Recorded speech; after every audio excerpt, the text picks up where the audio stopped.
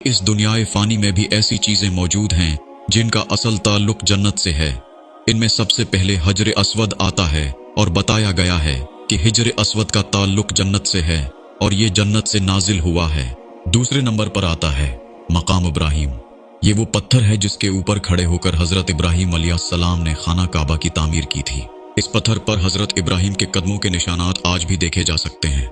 ये पत्थर अब खाना काबा में नस्ब किया गया है।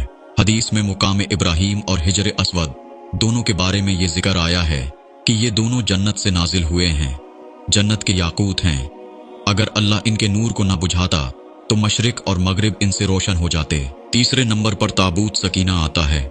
अल्लाह ताला ने बनी इसराइल के मतालिबे पर उनके लिए बादशाह का तकर्रर फरमाया और उसकी दलील के तौर पर बरसों पहले उनके हाथ से खो जाने वाले ताबूती सकीना के दोबारा इस अंदाज में आने का जिक्र फरमाया कि उसे अल्लाह के फरिश्तों ने उठा रखा होगा।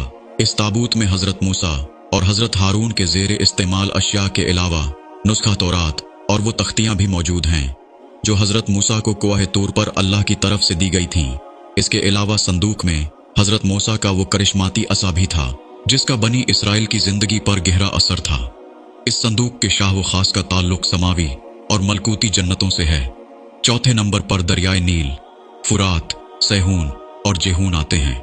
इन चारों दरियाओं के बारे में अहादीस में बताया गया है कि इनका ताल्लुक जन्नत से है।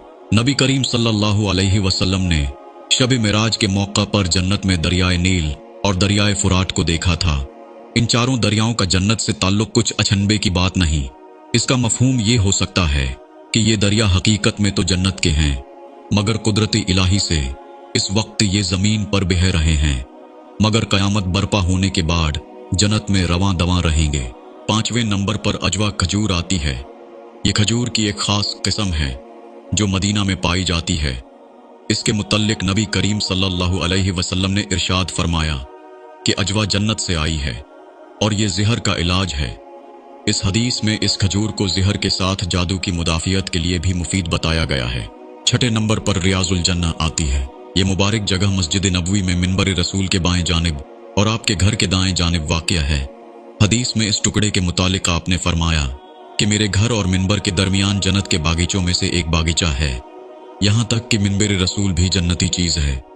आप सल्लल्लाहु अलैहि वसल्लम ने अपने मिंबर के बारे में बताया कि मेरा मिंबर मेरे हौज़ कौसर पर नस्ब होगा